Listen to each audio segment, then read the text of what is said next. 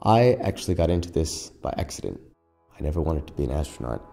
I didn't imagine myself going into space at all, really. I was an undergrad here at Carnegie Mellon, and I wanted to do something challenging, really challenging. I'd always been very interested in robotics, started a program at my high school, and I followed that to Carnegie Mellon, being a great university for robotics. When I got here, I learned about Red Whittaker and the things that he did with field robotics, cars that drove themselves. Very impressive. I then learned that there was this new challenge on the street to land a robot on the moon. So I took the course, and by the end of that course, I knew that that's what I wanted to do for the next 5 to 10 years. The lander is a delivery vehicle. Its purpose is to take cargo from outside the orbit of Earth and deliver it to the surface of the moon. That's its principal operation. The first thing it's going to deliver is a rover. So a few of us spent pretty much every day, we wake up, we think about spacecraft, we work all day on spacecraft, we go to sleep, we think about spacecraft. So it was about 2.5 months of design, of just working it, really probably 13, 14 hours every single day, thinking about it. Every moment in your spare time was thinking about how to solve that problem.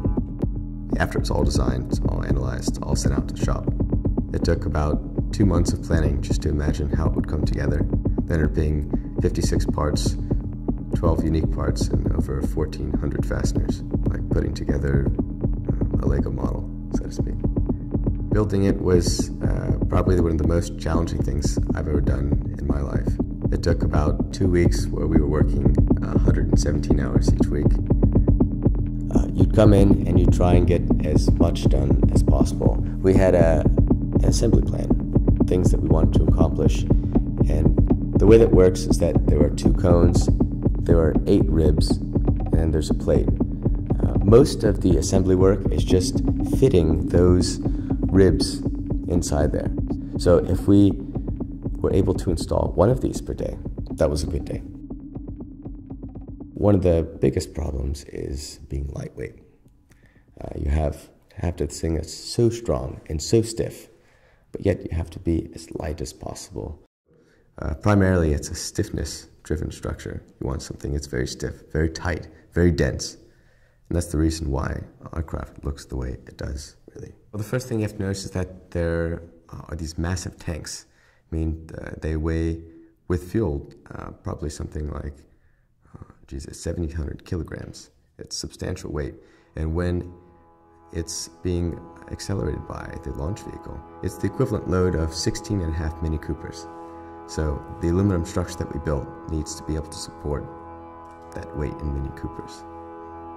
In the launch environment, you have the static acceleration. That's just the G-load that you feel. Much like when you're taking off on a plane, you feel that. So that's about 7.5 Gs. That's substantial.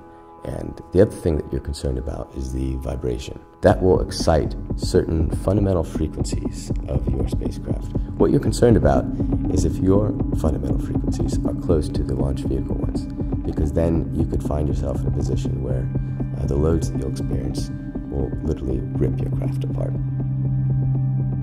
So the testing facility was at a large aerospace contractor in Southern California. What it was is a shake table. So it's a few thousand-pound mass that you install your spacecraft to and you shake it. The structure itself is ready just as is right now.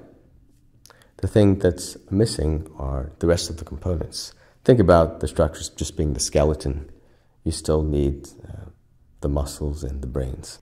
The challenges of sending a robot into space are easier in a way than sending a human to space. To keep a human alive in an environment that is not Earth is a very difficult problem. You have to bring all the things that we take advantage of, like the air we're breathing right now. You have to provide that. You have to bring a human back. A robot you can send there and you can just leave it there. Going to the moon shouldn't be that difficult. We're trying to make that problem one that is solved and make it easier to get to the moon. If you wanted to ship something to China today, you'd know how to do that. You can't do that today for the moon, and we're trying to change that. It's about making the moon more accessible. You need a delivery system, and right now it's just too expensive. So that's what Astrobotic is a low-cost alternative way of delivering stuff from Earth to the moon. Going to the moon is important because it prepares us to go beyond the moon.